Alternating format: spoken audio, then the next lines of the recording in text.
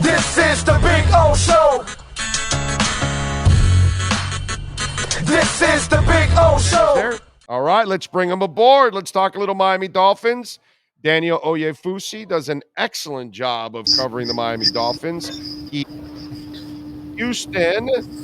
What time you fly, Daniel? When you flying? Oh man, I'm still here for the preseason game. We still got a couple more days in Houston. Oh, that's right. Oh, that's right, dude. So that's awesome. So tonight is clubbing, right? So tonight you're just gonna go out Man, do you see my eyes? Tonight is time to rest. But I might step out. We'll see. Get some food. We'll see. Come on, bro. You're too young. You're supposed to be going out to like 5 a.m. and then coming back and just covering this team ages you. Right. Covering this team ages you. That's all I can say. You think? You think? I know. Trust me. It's only been 3 years. Going on my 3 years, they've aged me more than I can imagine. Do you feel? Did you grow up here, by the way, or are you? No, I'm from Baltimore. So okay, so do you feel they're headed in the right direction? Because like Daniel, you haven't been around, but for like 20 years, I killed this team constantly. The coaches, the front office, all that shit. I like what they're doing now. Finally, I think Chris Greer is the guy. I think that and I like McDaniel too. Actually, I think that this team is actually headed in the right direction. How do you look at it? Yeah, well, I came in, my first season was 2021. We saw the 1-7 start to the year, just the struggles on offense, the regression by the defense and the way they turned it around. Obviously, Flo gets fired. They bring in Mike McDaniel, and we see all the great things that he does, bringing the best out of Tua. And entering camp, I mean, this was a team that I was very, very bullish on. Like, I had been on record saying that I think that this is arguably the most talented roster in the NFL. Like, that's how deeply I believed in this roster. But obviously, you have to stay in the rigors of a 17-game schedule, and you have to stay in the rigors of training camp. So far, obviously, they've had some bad luck with injuries. We all know about Jalen Ramsey's meniscus injury. Probably not going to be back until later in the season, maybe December.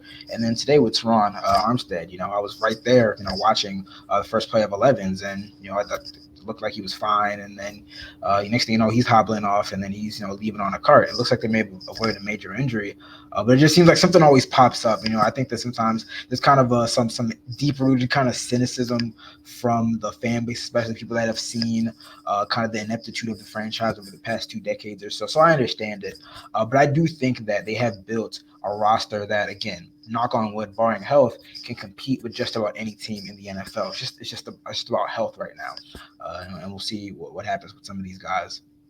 How do you view the Terron Armstead situation? Is it a serious thing, or did you kind of maybe it's not that bad after you saw him in that walking video?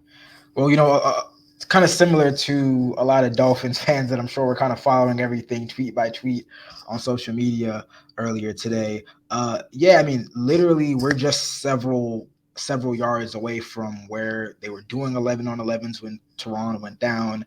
Again, it was a run to his side by Raheem Mostert, and you actually heard somebody in the back, maybe a coach, saying, stay up. And my first thought was, make sure telling the linebackers or the running backs, make sure you don't fall to the ground. And I look back, and there's Terron kind of hobbled. He looked very upset, truthfully. And obviously, within right, he hasn't done a ton of team drills. He said it himself even yesterday. It's almost kind of like terrible irony or coincidence, whatever you want to call it, that yesterday he spoke to reporters and he said, I'm still working my way back into form, after some a knee procedure, sounded like it was a knee scope or some cleanup work. And he's done a couple of team drills every single day, and then he watches from the side, works with the teammates. So for him to go down on the first play of team drills today, I'm sure he was pissed. So he walks off to the side, he walks up to the sideline, there's a tent. So we're media that were on the offensive side of the field. We're watching under a tent. A couple of yards next to us, there's another tent where the team trainers are working and whatnot. Terron sits on a bench, and he's there for about 10-15 minutes. He takes his pads off. He's in full uniform. Takes his pads off. Takes his right shoe off, and he's just sitting there on the table while the trainer's talking to him. At some point, he speaks to general manager Chris Greer as well. And at one point, he just kind of put his head down. His head was just down for a couple minutes, and I was like, I don't know if that's just disappointment, frustration, exertion, just being. I don't know. Like, we're all just kind of speculating. I didn't want to put all this out. We're just kind of speculating what's going on. And there was a cart next to him for some time, and finally, he puts a shoe on. Didn't really move his right leg, but puts the shoe on, and then he works his way onto the cart. So obviously, like, in training camp, you don't. A lot of times the cart doesn't necessarily mean it's like a season-ending injury or a long-term injury. Sometimes it means they just don't want to make, things uncomfortable for a player that's just suffered an injury. You don't want to have the guy walk all the way back to the facility. So you don't want to make too much of that. We did see him afterward on crutches, and he posted the video on social media of him walking in the facility. He was on a cart kind of being taken back to where all the Dolphins' belongings and their buses were and everything. He looked like he was smiling. So, I know there's some reports out there. It seems like they avoided a major injury. But again, it doesn't have to be, just because he's not out for, half the season doesn't mean it's not something to monitor. Again, this is a guy who said he still wasn't ready, for the regular season. And, he played through a lot of injuries last year. So for him to, deal with something now, it's not great. Well, definitely not. Now, again, looks like, maybe it's not so bad. What have you seen from Kendall Lamb overall? Yeah, so with Kendall Lamb, it's interesting because he didn't play in the preseason opener, and I thought that was just kind of an example of I thought that was just kind of an instance of them knowing what they had in the veteran. He's played about 8 years. He's looked really solid on the left on the left side. Honestly, I think that he can play both sides. He's the most experienced at left tackle. I think he has kind of the inside track to be the top swing tackle option, even though McDaniel said before practice, again, kind of ironically, that we asked him about third and fourth left tackle options, and then this happens. But he said that they don't really have a third or fourth tackle option. But honestly, if Terron were to be sidelined, I think that Kendall Lamb would be that guy that they'd call on at left tackle. Have you been satisfied with his play? Because from what I've seen so far, he's actually done a really good job, man. And I have. He's gotten a lot of first team reps too. Yeah. So you have continuity there, and I have been impressed as well. He only played like a handful of snaps. They signed him late. I think it was maybe after Thanksgiving or so. They signed him to the roster when they were dealing with some injuries to Terron among others. I think it was the Patriots game he played, and I thought he looked fine. Obviously, it was only a small handful of snaps, but then he has the ankle injury and he's out for the rest of the year. I think he's a solid stopgap option here. You're not going to get elite left tackle play like you would with Terron. But I think that it is a better situation than last year, when truthfully all of Terron's fill-ins just weren't starting caliber level, and they were honestly maybe below backup level. Like the domino effect of when Terron was out of the lineup to the rest of the offensive line was just so jarring and so drastic. That's why he's one of the most indispensable players on the field, on the team. But if Kendall Lamb can go in there and give you starting level left tackle play, it gives you confidence. Again, I don't even know if Terron's availability for the season opener is in jeopardy. But again, just given the fact that he just said he's not ready for the regular season, and now he's limping off the field and whatnot. It is something we have to monitor, and obviously we'll talk to Mike McDaniel after the preseason game. Yeah, I'm laughing because Tyreek Hill goes, "Oh well, he's more important than I am," and hey, he's up there. They're about even. He could be right. Technically, he could be right because you can't find Tyreek on the field if there's no Terron. You know what I'm saying? Yeah. Although, unless Kendall Lamb can do the job, and I've tried to walk Dolphin fans a little bit off the ledge because they're actually better prepared this year for the injury because Kendall Lamb has played well, so it looks like he can fill in at left tackle, and then Isaiah Wynn has played left tackle. Yeah. And he's played left guard, and then Cotton has also coming around, and then actually Austin, I know he has some ugly moments, but he's actually had some pretty good moments. Yeah. So he's looking better on the right side. Overall, they might be better suited right now for all this kind of chaos than they were last year, because you just said it. Last year, even the backups weren't really legit backups. Yeah. I think they did. Obviously they added Isaiah Wynn, who's competing to play playing left guard, but that versatility would help them. I think they are a little bit better prepared. But again, it's just kind of the domino effect. Like Isaiah Wynn could start left tackle, but then that means you have to start somebody else at left guard who may not be as good as left guard. And then again, just that kind of domino effect. They are better prepared. But again, I mean, even like the little things, like I asked it, like, why is it last year? Like, why is it that when Terron goes out of the lineup, again, when you lose your left tackle, your blindside protector, or in most cases, not for Tua, but the left tackle, like when you lose that player, there's going to be a drop off in production, but it was just ridiculous how like it seemed like the entire offensive line just struggled. And I forgot who said it, but somebody was like, Terron helps us with a lot of communications and whatnot. Pre-snap, he's pointing stuff out. So it's not just physically, but like mentally what he does and getting everyone set. His impact is huge across that entire offensive line. I'm with you there, and hopefully, Kendall can actually do the job. All right, give me something else from the practices that you liked. Yeah, I mean, hey, I was gonna say if Terron does miss time, it's funny we mentioned it before. If Terron's not out there, really can't get the ball to Tyreek. He's looking like the most dominant player on the field today. Even after he went out, he was just downfield all over the field catching passes. Nobody can cover him. The defense did what they should do against a rookie quarterback and C.J. Stroud. Jalen Phillips is just. I mean, he was giving it to George Fant this week, honestly. And it was funny after practice, he was saying that, hey, he was with the Jets last year and I could not touch the quarterback in that matchup. And that was a complete opposite this time. So the defense is really rounding into form. And one of those things that I think is that like this defense, even without Ramsey, I think they're prepared to be a top 10 unit. Right now, like even in 1 year of the first year of the Vic Fangio scheme, there's still some stuff to clean up, but they have the pieces. They got to figure out the Wilkins situation. They got to make sure that doesn't linger into the season. But if they have him, that starting 11 is solid. It's solid, and there's some great players. And I think that, even though the offense has gone through some struggles, I think that if that carries over into the regular season, the defense is in a position to really pick up the slack and then some. Where are you with some of the linebackers, Miller and what's it called? My boy Cam Good. What's the kid now? I'm brain farting. Mitchell Agudi, yeah. Yeah, talk to me about, because linebacker was kind of a sore spot, right? And so I'm wondering which one of those guys or multiple of those guys intrigues you and you think they might be contributors this year. Yeah, I would say. I mean, Cam Good has stood out honestly. Like the past couple of days, even going back to earlier in the week, he's had some really good practices rushing the passer. Mitchell Good, I mean, he's a huge guy. I mean, he has the size. Like he passes the eye test. I'm not sure. I mean, I think he's right. I think he's right on the bubble right now.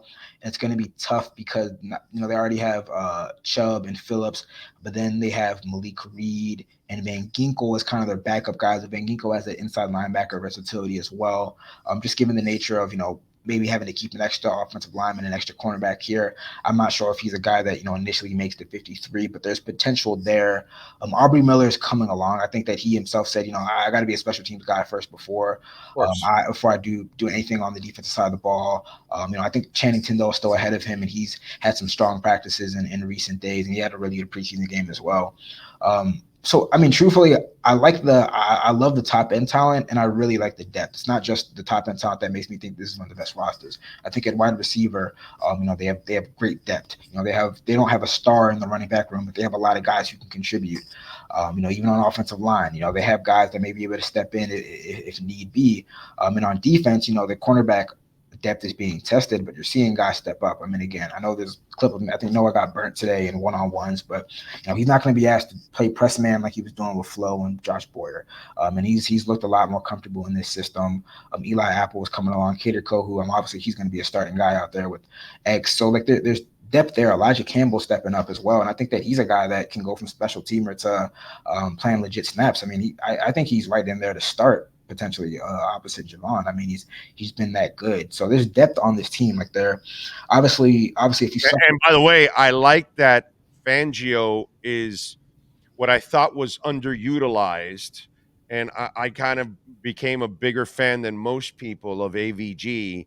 I think Andrew Van Ginkel has just playmaking skills. Oh, he had a great practice this week, man. He had a pick yesterday. He had a couple pass breakups. He's Bro, looking doesn't more he have a comfortable. nose for the football? Haven't you noticed that, like, from the day he stepped onto a field with the Dolphins, he's always around the football when you give him a chance.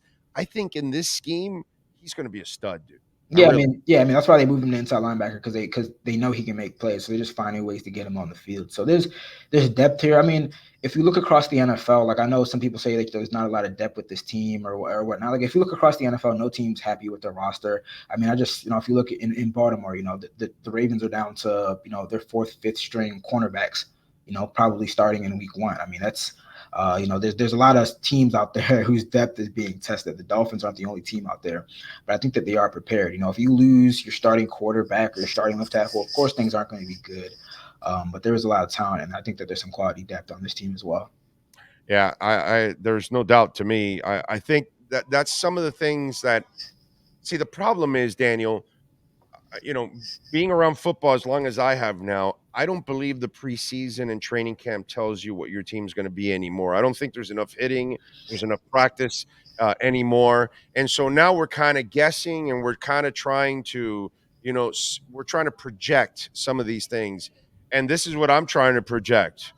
Dolphins are a little better prepared for this injury with Armstead. And the Dolphins, I think, are better prepared at linebacker than they were last year. Obviously, they're going to be better prepared with their coordinator because they've got one of the top 3 coordinators in all of pro football in Vic Fangio. But I think there's sneaky depth actually in the O-line, the thing that everybody's terrified about. And I think there's sneaky depth at linebacker because there's so much of these young guys that are unproven. But if you look at them, there's some quality there, bro. Agude has been flashing, Miller's been flashing, and then my boy Cameron Good has been flashing. I just think they're going to find something out. And then Van Ginkel, who's been underutilized. So I just kind of feel that, some of these positions that we were kind of uncomfortable with, I think might end up becoming a little better than what we thought. Yeah. Again, I think that there's going to be a lot of tough decisions on the 53-man roster for various reasons. I think first off, just kind of the nature of some of these injuries that are lingering on the team. They're going to have to figure out what to do, how to go. Do some guys start the season on PUP? They might have to hide them on PUP for a little bit. Yeah, obviously Ramsey's going to start the season on IR, but you have some really good. I mean, even like I did a projection after the first preseason game, and there's a couple of guys where I'm just shaking my head like, damn, like I don't want to cut these guys. if I'm Chris Greer, if I'm somebody in the Dolphins front office, but you might have to do that and just kind of hope you can sneak them on practice squad. So again, the practice squad, this nowadays 16 guys. I mean, a lot of those guys end up getting elevated, getting signed to the active roster midway through the season, and they're contributing. I mean, we saw that with Verone McKinley playing a lot of deep safety and getting a lot of snaps as well. So I think we're going to see that as well, where there's some guys that don't make the roster, you kind of forget about them, and then in week 7, week 8, week 11, they're getting signed to the roster and they're playing significant snaps. It's just the nature of the team of the NFL. Yeah, no, it is. Unfortunately, it is the nature of the NFL. You got to deal with that. What else? What were you disappointed about? Okay, I saw the Nico Collins play. And I know he's been up and down, and he's had some moments at least this season. Still not enough to make this team.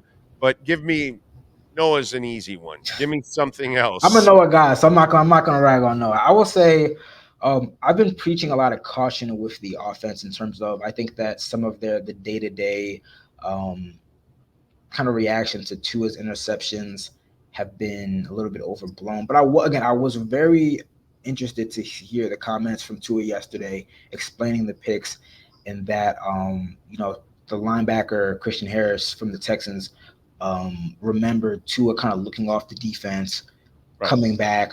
And I asked McDaniel about that, and he said he wasn't worried about that because Tua's kind of part of the game. And he said Tua had 10 plays where he did that so much.